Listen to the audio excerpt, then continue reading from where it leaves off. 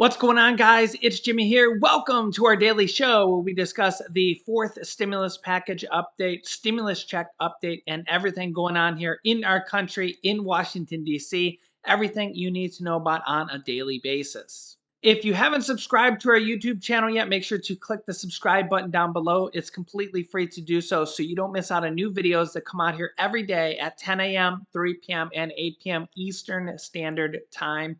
And thank you so much for hitting the like button for us down below. You guys are amazing. Also, I will have a special guest appearance for you guys at the end of this video, so make sure to watch all the way to the end to see our special guest. Yeah. Republican Senator Mitt Romney has tested positive for the virus, and he says, quote, Senator Romney tested positive today for COVID-19. He is currently asymptomatic and will be isolating and working remotely for the recommended period of time, his office says. Mrs. Romney has tested negative. Both Senator and Mrs. Romney have been fully vaccinated and boosted against the virus.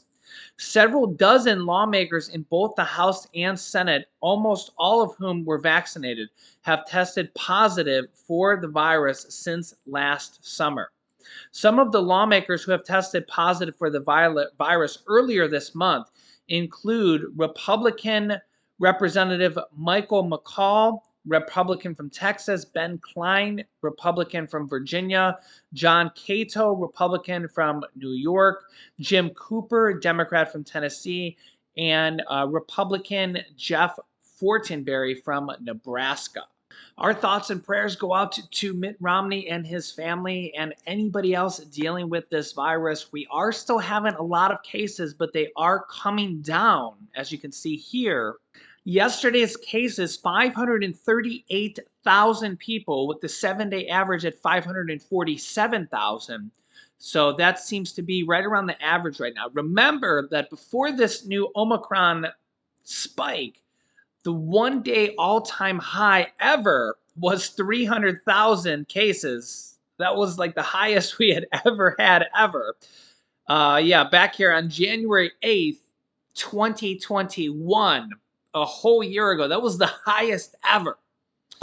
So it's crazy to think that now the low point is 547,000 people testing positive per day. That's a low point of coming down.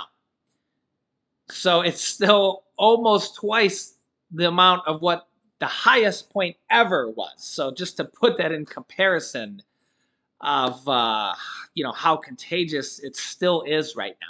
Now, when we look at the amount of deaths per day, they're very, very high right now.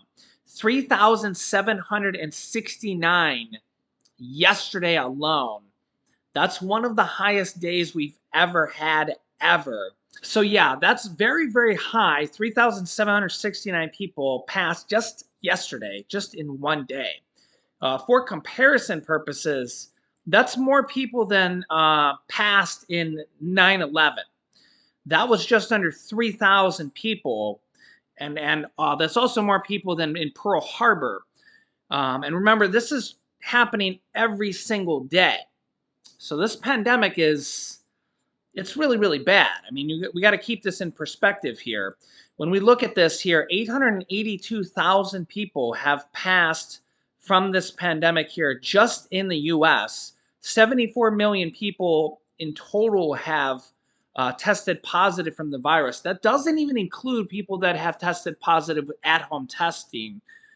Who knows how many people have actually, or didn't even get tested at all. A lot of people just don't even, they test positive or they catch the virus and, they lose their sense of taste and stuff or smell and they don't even get a test. Really, there could have been over 100 million people here in the U.S. That's just in the U.S. When we look at worldwide, there's over 5.6 million people here that have passed away because of this virus. Yeah, so I mean, you got to think that this is still really, really bad, and who knows how long this is going to go on. And remember that it was the 1918 pandemic, the Spanish flu, that most people think ended World War I. That killed more than 50 million people. So just to put that in comparison, remember we've been dealing with pandemics for hundreds, if thousands of years. So yeah, just remember this is not just the first one to go around. A lot of people kind of lose sight of that, and we've had much worse than this, believe it or not. So yeah, it's just this. Yeah, my thoughts and prayers go out to everybody dealing with this. It's tragic. Meanwhile, President Biden was out speaking today on several different things. Here is what he had to say. Nearly 3 years ago, I began my campaign for president right here in Pittsburgh, first major stop I made. I said back then I was running to restore the backbone of America, the middle class. It's time we began to build this country from the middle up and the bottom out so that I've never known when a wealthy person didn't do well when the middle class was doing well. We always do better when ordinary, hard-working people have a shot. After I accepted the party's nomination in August of 2020, I came to Mill 19 for my first major campaign stop. And I laid out my vision to build a better America with better pay, greater dignity for the working people who are the ones who built this country. I often hear about who built the country. Guess what? The middle class built this country, and unions built the middle class. And folks, making it in America with American manufacturing and easing the financial burdens on millions of families, that's the same vision I laid out once again when I was here in Pittsburgh, the first stop I made after I was sworn in as president. Now, after my first year, I wanted to come back to Pittsburgh. This is my third time here in this facility. And to take stock of what we've accomplished together and look forward to the extraordinary opportunities that lie ahead for Pittsburgh and America if we continue to do our job. From day one, every action I've taken to rebuild the economy has been guided by one principle: make it in America, like we used to. So do you think it would be possible to bring more jobs back here into the US? And if so, how many? Remember, they did pass that physical infrastructure package, which is over $1 trillion, which will create a lot more jobs. But made in America, do you think that that will be possible to bring more manufacturing jobs here instead of in China? And how much so? It'll be interesting to see here. Let me know your thoughts. Also, I want to make you guys aware of a tax credit that is for low income Americans that you don't want to miss out here. Many Americans could miss this key tax credit this year, this IRS income tax refund here for 2022. You can see here for the first time this year, millions of Americans may qualify for a particularly generous tax break, the Earned Income Tax Credit, EITC, also known as the Adult Tax Credit. We're also hoping this may be expanded here in the future to include monthly checks for adults, similar to how the Child Tax Credit was expanded to have monthly checks for children, thanks to an expansion of its eligibility requirements. Quote, there are important changes to the EITC, the Earned Income Tax Credit, also known as the Adult Tax Credit, that will help this credit reach more hardworking families this year.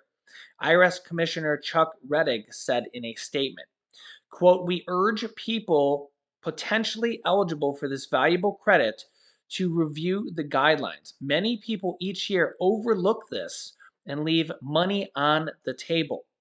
Historically, without exception, 1 in 5 eligible Americans don't claim the EITC, prompting the Internal Revenue Service to hold an EITC Awareness Day each year, this day on January 28th, which was yesterday, to make sure taxpayers don't miss out. If your marital status changed, you're a member of the armed forces, disabled, living in a rural area, a grandparent raising a grandchild, or Native American, you may be eligible for this credit, or really if you're just low income. More workers without children can qualify for the EITC due to income threshold increases. filing status, and the look back election. Here's what you should know. Seniors and young workers are now eligible. In the past, the EITC for those with no dependents was only eligible to people ages 25 to 64, not for 2021 tax year. Single filers without qualifying children who are at least 19 years old with income below 21,430 and joint filers with no children and income below 27,380 will now qualify for the credit. There is also no upper age limit for claiming the credit if you have earned income. So there's no age limit. You could literally be 100 years old. The maximum EITC for these filers is also better, up to $1,502 from $538 in 2020. So this is $1,502 you can claim by filing a tax return if you qualify for this. New income, also you can pause this video, rewind if you want to reread this stuff, okay? New income thresholds. If you filed last year and your income was just above the limit to claim this credit, know that the income threshold has increased, which is good. And you may now be eligible for this credit this year. The income threshold is also increased for married filing jointly who have children. In 2020, the income threshold was $56,844 with a maximum credit of $6,660, while this year the income max is $57,414 with a maximum credit of $6,728. So if you have more dependents, you actually you can get more money and you can have more income to make you more eligible with a higher amount of income. So basically, more dependents makes you eligible for more money to claim more and a higher income. So yeah, this is called the Earned Income Tax Credit or the Adult Tax Credit.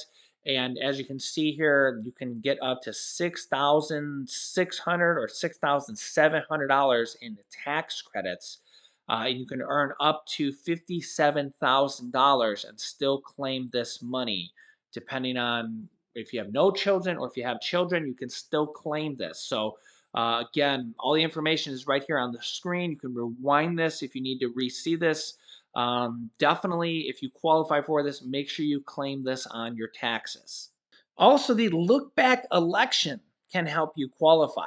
If your income in 2019 is higher than your income in 2021, the look back election using that 2019 income allows you to claim a higher earned income tax credit. And again, if this is confusing, you might want to consult a tax professional, walk into H&R Block, use TurboTax, something like that. To take advantage of this election, taxpayers must have earned income through employment or other services. The look back election helps workers get a larger credit if they earned less in 2021 or received unemployment income instead of their regular wages. Other key changes. You may qualify for the earned income tax credits this year because of key changes. Certain changes to the law expand the earned income tax credit for the 2021 tax year as well as future years as well. In previous years, the credit wasn't available for married filing separately. This year and going forward, those who file married separately can claim the credit if they meet other qualifications. Those with investment income up to $10,000 can now get the credit. In 2020, the limit was $3,650. In future tax years, the limit will adjust for inflation. Last, filers with children can claim the credit even if their children don't have Social Security numbers. As long as the filers themselves have a Social Security credit, they can qualify for the credit. In the past, they didn't. And you can expect the earned income tax credit refunds as early as March. If your refund is based partially or fully on the earned income tax credit, by law, the IRS cannot issue those refund payments until mid-February, even if your refund includes other credits not related to the earned income tax credit. This delay is to prevent fraud and errors. For those earliest filers, the IRS expects refunds to be in filers' bank accounts or on debit cards by the first week of March. Also, remember to try to file early this year because the IRS is behind by millions of tax returns already from last year. And they're going to just be tremendously behind this year. Your tax return could go smoothly if you file early and you don't have any problems. Then you could get your refund within a few weeks to maybe a month or so. But if you have any snafus or hangups, well, then you kind of get thrown into that long delay pile. And that's where you hear these horror stories of people waiting many, many months or even longer for their refunds.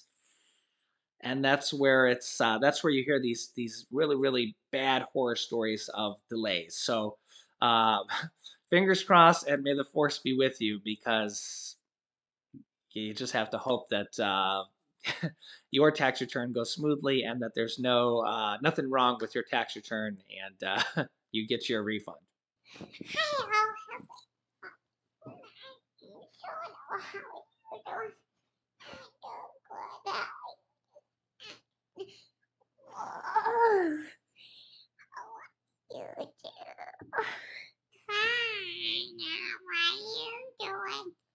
Who is this? Is this your little turtle friend? Hey, I want to You want to what?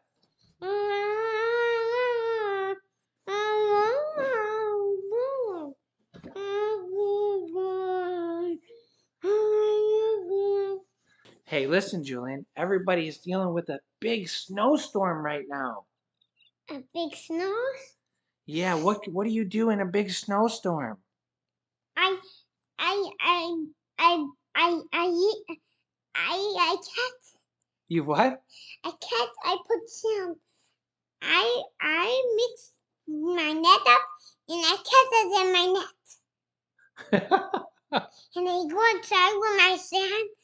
And I go outside and I got Christmas and I got wind and I got snowstorm shoes to go outside and I catch it done. The imagination of a child is the most wonderful How thing. are you doing? I'm doing good. How are you doing? Do you make what do you make with snow? Do you make Frosty the Snowman? Yeah. In the